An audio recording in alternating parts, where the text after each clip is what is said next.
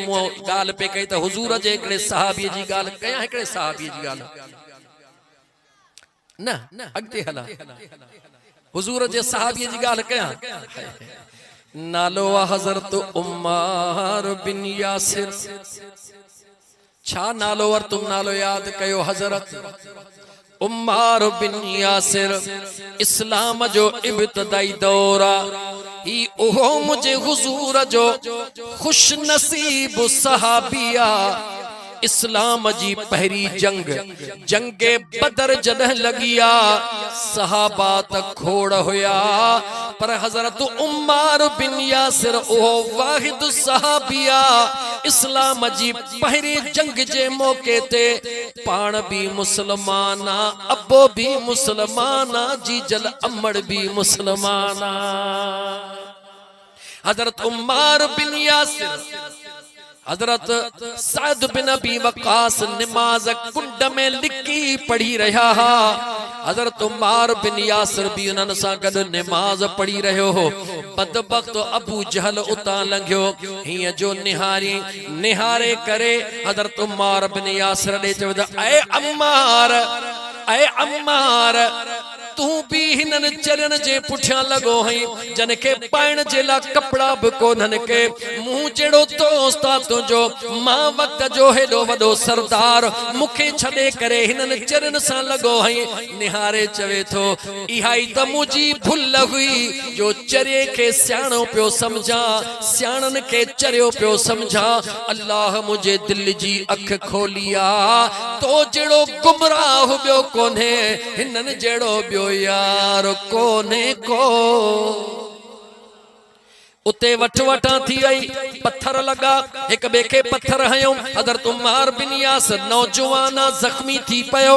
अन्या अम्मा के खबर काने बाबे के खबर काने त मुजो बचड़ो मुसलमान थी चुको आ हजरत उम्मार बिन यासिर पांजे जिस्म जो खून वहाइंदो जी जो घर में आयो अमड़ ड्रोड़ंदी आई सदको वजा मुजा अम्मार हे तो के छा थी वयो आ केड़े जालिम दाइण तो सा जुल्म कयो आ के तुझे जिस्म में घाव कया हल हजरत अम्मार बिन यासिर निहारे चवे तो ओ मुजी अम्मा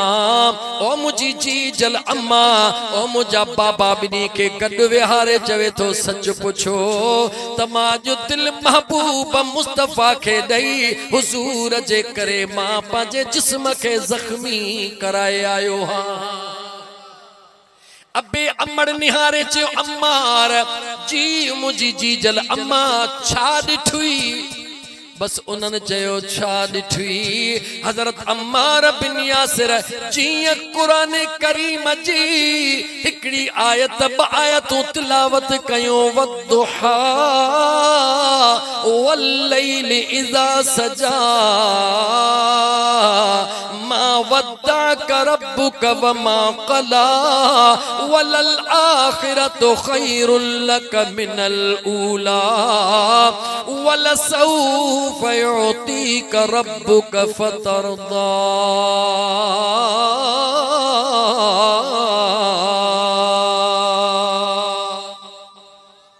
अब मैं अम्मड़ अय बेजी कुरान करीम जूं आयतूं बुधियूं हाँ ठरी पयो निहारे चवन थियो अम्मार ही जेको न तो अज अरबी पढ़िया इयो कहीं आम मानू जो कलाम ना है यकीनन इयो सोहणे रब जो कलाम आ पूछे तो अम्मा तवा की महसूस कयो बाबा तवा की महसूस कयो अबो अम्मड़ जवाब था जन तू पढ़ंदो पियो वनी असा जे जीअ के इए डारी दो पियो वने जीअ शे चीर करे अंदर घर करे विंदिया जन के न कुरान जो नूर नसीब थींदो आ मुजा जानी उहो बुधंदो वींदो आ उन जे अंदर में कुरान घर कंदो वींदो आ नतीजो इहो निकरंदो आ जो रोई रोई अखियूं बंद कंदो आ मदीने जो महबूब जे दीदार कराइंदो आ यार जो बेड़ो पार थी वींदो आ ओ मुसलमान ओ गोठरावत चांडियो वारा अल्लाह वंडे रहियो आ ॾेई रहियो आ मुझे मुस्तफा जे गुलामन के बस रुगी थोड़ी झोली के रुगी खोल याद रख मल्लहुल मौला फलहुल कुल जंहिंजो रब तंहिंजो सब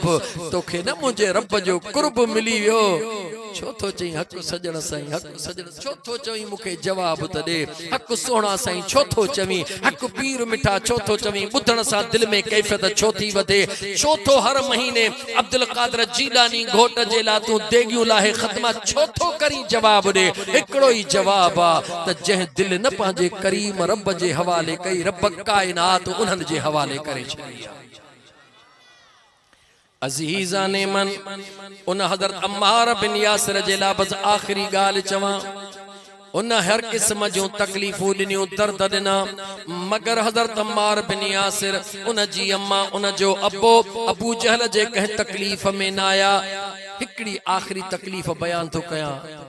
अल्लाह सीने में दिल दिनी थे बुध तो सही अम्मार जे सामो उन जे बाबे यासिर जे सामो भला ब उठ अबू जहल घुराया अबू जहल उठ घुराए हजरत अम्मार बिन यासिर जे अमड़ के हिकड़ो रसो हिकड़ी टंग में बधो बियो रसो बी टंग में बधो हिकड़ो रसो हिकड़े उठ में बधो बियो रसो बे उठ में बधो पुट भी दिसी रहो आ मुड़स भी दिसी रहो आ अबू जहल ऐलान करे रहो आ ओ सुमैया हियर भी तोखे वक्ता सोने महबूब मुस्तफा जी दामन छड़े दे कलमे जी पचर छड़े दे जेको घुरदी ओहो मिलंदो सुमैया निहारे चवे थी अबू जहल ये त हिकड़ी जाना पर मुझू हजार जानियूं हुजन अल्लाह जे वहदानियत ता महबूब मुस्तफा जे नाम ता कुर्बान करण जे ला तैयार हा ओ मुझा जानी इना त अबू जहल छड़े दिनो न अबू जहल हिन उठ के ही छिक जारी हिन उठ के ही छिक जारी जेरे जागदे इंसान के अमड़ जो रिश्तो पुट दिसी रहो आ मुड़स दिसी रहो आ बीबी सुमैया के ब टुकड़ा कयो वयो इस्लाम जी पहरी खातून शहीद बीबी सुमैया ब टुकड़ा थियण कबूल कयो महबूब मुस्तफा जे दीन के छड़ण कबूल न कयो उन जो बचड़ो दिसंदो रहो उन जो बाबो दिसंदो रहो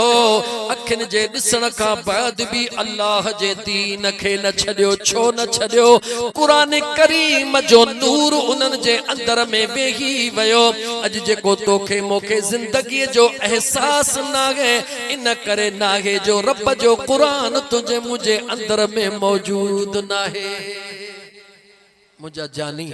अल्लाह जे पाक कुरान सा प्यार कर मुझो अल्लाह कंदो त तुझो बेड़ो पार थी विंदो इंशाअल्लाह ताला न हिते रुखियो थी